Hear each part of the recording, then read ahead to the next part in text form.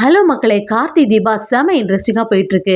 நம்ம கார்த்தியும் பரமேஸ்வரி பாட்டியோட உதவினால தான் இந்த வீட்ட காப்பாத்த முடிஞ்சுதுன்னு சொல்லிட்டு பெருமையா பேசிட்டு இருக்கவும், அத கேட்டுட்டு இருந்த சாமுண்டீஸ்வரியும், என்னடா மாப்பிள்ளை எப்பவுமே அந்த கிழவிய பெருமையா பேசுறாங்க. நம்ம மாப்பிள்ளைக்கும் அந்த கிழவிக்கும் ஏதாவது சம்மந்தம் இருக்குமோ?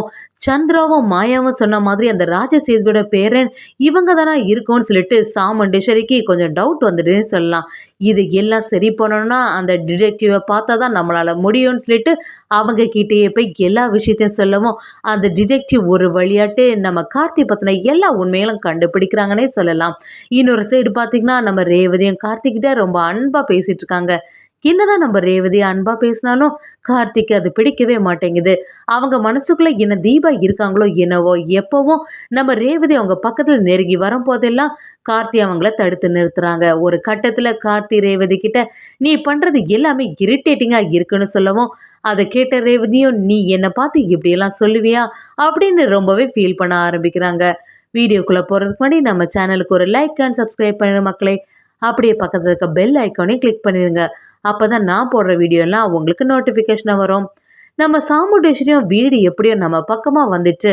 ஆனா நம்ம மாப்பிள்ளை எப்பவுமே அந்த கிழவிக்கும் அவங்க குடும்பத்துல உள்ளவங்க எல்லாருக்கும் சப்போர்ட்டாவே பேசுறாங்களே, இது சரி இல்லையே அப்படின்னு நினைக்கிறாங்க. எப்படியாவது நம்ம மாப்பிள்ளை பத்தின எல்லா உண்மைகளும் தெரிஞ்சுக்கணும். நம்ம சாமுண்டேஸ்வரியும் ஆழ்ந்து யோசிச்சுட்டே இருக்கும்போது அந்த மாயாவும் சந்திராவும் சொன்னது அவங்க மனசுக்கு ஞாபகம் வருது. சந்திராவும் அதே விஷயத்த தான் சொன்னா, மாயாவும் அந்த ராஜசேதுவோட பேரன் தான் உன்னோட மாப்பிள்ளை ராஜான்னு சொன்னாங்க. இது எல்லாமே நம்பலாமா வேண்டாமா ஒண்ணுமே புரியலையே.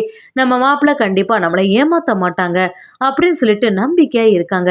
சரி, இவ்வளோ குழப்பம் ஆகுதுக்கு பேசாம நம்ம டிடெக்டிவ் தான் இதுக்கெல்லாம் சரியான வழி. அவகிட்ட போனேன்னா நமக்கு ஒரு ஐடியா கிடைக்கும்னு சொல்லிட்டு சாமுண்டேஸ்வரி அவங்க ஃப்ரெண்டான டிடெக்டிவ்கிட்ட போறாங்க. அவங்கள்ட்ட நடந்தது எல்லாமே சொல்ல ஆரம்பிக்கிறாங்க. அவங்களும் என்ன சாமுண்டேஸ்வரி நீ இவ்வளோ போய் குழம்பி போய் இருக்க? கண்டிப்பா இந்த கேஸை உனக்காண்டி நான் நடத்தி தரேன். எப்படி இருந்தாலும் இப்ப என்ன உன்னோட மாப்பிள்ளை பத்தின எல்லா விஷயம் தெரிஞ்சுக்கணும் அவ்வளவுதானே. கண்டிப்பா கொஞ்ச நாள்லயே இந்த உண்மைகள் எல்லாமே உனக்கு தெரிய வரும். நீ கவலையே படாதன்னு சொல்லிடுறாங்க. அதுக்கு சாமுண்டேஸ்வரி இந்த விஷயம் யாருக்குமே தெரியக்கூடாது. நீ என்னோட ஃப்ரெண்டுனால தான் எல்லாத்தையுமே சொன்னேன். அதனால எங்க வீட்ல உள்ளவங்க யாருக்குமே இது தெரிஞ்சதுன்னா, அதுக்கப்புறமா மனசு கஷ்டப்படுவாங்கன்னு சொல்லிட்டு சாமுண்டேஸ்வரி அவங்கள்ட்ட சொல்லிடுறாங்க. அத கேட்டவங்களும் கண்டிப்பா நீ என்னோட ஃப்ரெண்டு வேற நான் இத செய்ய மாட்டேன்னா, நீ தைரியமா போ சாமுண்டேஸ்வரி எல்லாத்தையும் கண்டுபிடிச்சு தரேன்னு சொல்லிடுறாங்க. இன்னொரு பக்கம் பார்த்தீங்கன்னா, நம்ம ரேவதியும் பயங்கரமா சந்தோஷத்துல இருக்காங்க. நல்லபடியா நம்ம வீடு திரும்பி கிடைச்சிட்டு, எல்லாத்துக்கும் காரணம் ராஜா தான். ராஜாவோட பெருமைகள எல்லாருமே பேச ஆரம்பிச்சுட்டாங்க. கண்டிப்பா நம்ம அம்மாவும் கொஞ்ச நாள்ல உண்மை தெரிஞ்சாலும், நம்ம ராஜாவ ஏத்துப்பாங்கன்னு சொல்லிட்டு ரேவதியும் நம்பிக்கையா இருக்காங்க. எப்படிதான் ராஜா எல்லா விஷயத்தையுமே தலையிட்டு நல்லபடியா முடிச்சு தரானோ, எல்லாத்தையும் நல்லா தான் பண்றான். ஆனா நம்மகிட்ட மட்டும் தானே இப்படி இருக்கான். என்ன பண்றது? நம்ம வாழ்க்கை இப்படியே போயிடுமோ! அப்படின்னு சொல்லிட்டு ரேவதி ஒரு பக்கமா ஃபீல் பண்ணிட்டே இருக்காங்க. அந்த டைம்ல நம்ம கார்த்தியும் சரியா வராங்க. கார்த்தி அந்த டோர க்ளோஸ் பண்ணவும், ரேவதி என்னடான்னா நம்ம கார்த்திட்ட வந்து எப்பவும் நான் தான் டோர க்ளோஸ் பண்ணுவேன்.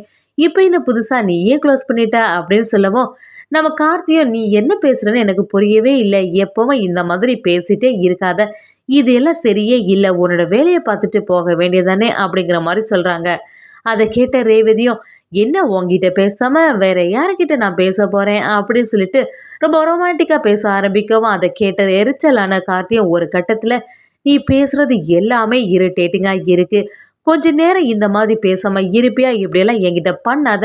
இப்படி பண்றது எனக்கு கொஞ்சம் கூட பிடிக்கல." அப்படின்னு சொல்லவும், ரேவதிக்கு அப்படியே ரொம்பவே மனசு கஷ்டம் ஆயிடுது. "நீ என்ன பார்த்து என்ன வார்த்தை சொல்லிட்ட?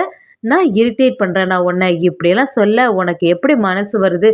எப்படியாவது என்னோட காதல புரிஞ்சுக்கிட்டு நீ என்ன ஏத்துக்க மாட்டியான்னு சொல்லிட்டு ஒவ்வொரு நாளா நான் எப்படி யோசிச்சுட்டே இருக்கேன் தெரியுமா? அத பத்தி உனக்கு கொஞ்சம் கூட கவலை இல்லையா?" அப்படின்னு சொல்லிட்டு நம்ம கார்த்திய கேட்க ஆரம்பிக்கிறாங்க.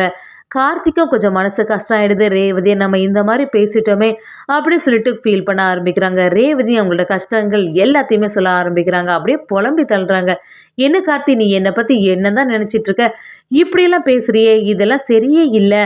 உன் மேல நான் எவ்வளோ அன்பா இருக்கேன் தெரியுமா? உன்னோட கடந்த கால வாழ்க்கை பற்றி எனக்கு எந்த கவலையும் இல்ல. நீ எப்படி இருந்தாலும் என்னை ஏத்துக்கணும் அப்படின்னு சொல்லிட்டு நம்ம ரேவதி சரியா கார்த்திகிட்ட கேட்குறாங்க. கார்த்தி இதுக்கு மேல நம்ம ரேவதி கிட்ட பேசினா ஏதாவது பிரச்சனை ஆயிடும்னு சொல்லிட்டு அந்த இடத்துல இருந்தே போயிடுறாங்கன்னு சொல்லலாம். இன்னொரு சைடு பார்த்தீங்கன்னா, காளியம்மையும் பயங்கர டென்ஷன்ல இருக்காங்க. நம்ம ஒரு பிளான் போட்டோம்.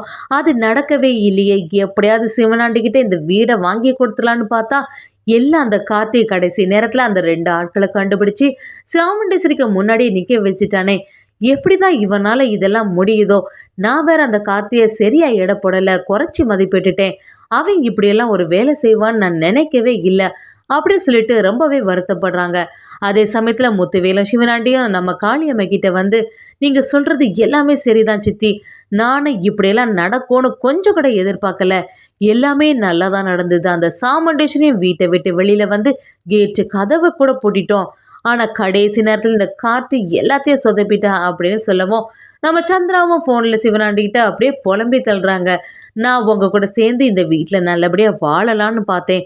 எல்லாமே இப்ப மாறி போச்சே! என்ன பண்றது?" அப்படின்னு சொல்லிட்டு புலம்பி தள்ளவும், சிவனாண்டி சந்திரா கிட்ட வந்து இப்போதைக்கு கொஞ்சம் பொறுமையா இருப்போம். என்னைக்கா இருந்தாலும் அந்த கார்த்தி பத்தின உண்மை எல்லாமே உங்க அக்காக்கு தெரியாதானே போகுது. உங்க அக்காக்கு தெரிய வரும்போது, அன்னைக்கு கார்த்தி எப்படியும் அந்த வீட்ல இருக்க போறதில்ல. அதுக்கப்புறமா நம்மோட வேலைகள்லாம் பார்த்துக்கலாம்னு சொல்லிட்டு சந்திரா கிட்ட சிவனாண்டி நம்பிக்கை குடுக்குறாங்க. ஆனா நம்ம காளியம்மைக்கு கொஞ்சம் கூட பொறுக்க முடியல. நம்ம எவ்வளோ பிளான் போட்டாலும், அது அப்படியே வீணா போயிடுதே. இந்த கார்த்தி பையன் வந்து எல்லாத்தையுமே சொதப்பிடுறானே! கண்டிப்பா இந்த வாட்டி நம்ம தப்பு பண்ணக்கூடாதுன்னு சொல்லிட்டு எவ்வளோ முன்னெச்சரிக்கையா இருந்தோம். இருந்த பிறகும் இப்படி ஆயிட்டேன்னு சொல்லிட்டு காளியம்மா நினைச்சிட்டே இருக்காங்க. நம்ம ராஜராஜனும் சாமுண்டேஸ்வரி கிட்ட வந்து எல்லாமே நல்லபடியா முடிஞ்சல ஈஸ்வரி. கடைசி நேரத்துல நம்ம மாப்பிள்ளை வந்து எல்லாத்தையும் சரி பண்ணிட்டாங்க பாத்தியா? சிவனாண்டிட்ட இந்த வீடு மாட்டாம நம்மக்கிட்ட திருப்பியும் கிடைச்சது. எனக்கு ரொம்பவே சந்தோஷம் ஈஸ்வரி அப்படின்னு சொல்லவும், சாமுண்டேஸ்வரி மட்டும் ஏதோ ஒரு எண்ணத்துல இருக்க மாதிரி இருக்கு. ராஜராஜனும் அவங்கள்ட்ட வந்து, "என்ன ஈஸ்வரி ரொம்பவே யோசிச்சுட்டு இருக்க? என்ன விஷயம்னு?" விசாரிக்கவும், சாமுண்டீஸ்வரி ஏதோ சொல்லி சமாளிக்கிறாங்க. ஆனா அவங்க மனசுல ஃபுல்லாவே இந்த ராஜா மாப்பிள்ள தான் அந்த ராஜசேதுவோட பேரனா இருக்குமோ? அப்படிங்கிற சந்தேகம் மட்டும் வந்துட்டே இருக்கு. இன்னொரு சைடு பார்த்தீங்கன்னா, நம்ம பரமேஸ்வரி பாட்டியும், சரி நம்ம நெனச்ச மாதிரி எல்லாம் நல்லபடியா முடிஞ்சுது. சாமுண்டீஸ்வரிக்கும் வீடு நல்லபடியா கிடைச்சிட்டு அப்படின்னு நெனைக்கிறாங்க. அதே சமயத்துல நம்மனால தான் இந்த மாரி நடந்ததுன்னு நெனச்சுட்டு, நம்ம பரமேஸ்வரி பாட்டிக்கு கொஞ்சம் சந்தோஷம் ஆகுது. சந்திராவும் சாமுண்டீஸ்வரிக்கு வந்து எப்படியோ நல்லபடியா முடிஞ்சிட்டுல்ல. என்ன இருந்தாலும் அந்த டிரைவர் மாப்பிள்ளை எப்பவுமே அந்த கிழவிக்கே சப்போர்ட்டிவா பேசிட்டே இருக்கான். எப்பவும் அவங்க குடும்பத்தையே பெருமையா பேசுறான்.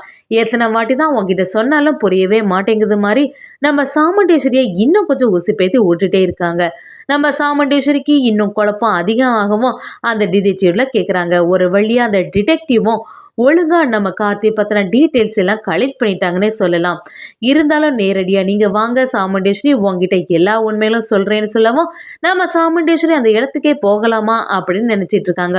எப்படி இருந்தாலும் நம்ம சாமுண்டேஸ்வரிக்கு கொஞ்ச நாள்லயே அந்த ராஜசேதுவோட பேரன் தான் கார்த்தி ராஜாங்கிற உண்மை எல்லாமே தெரிய வந்துடுன்னே சொல்லலாம்.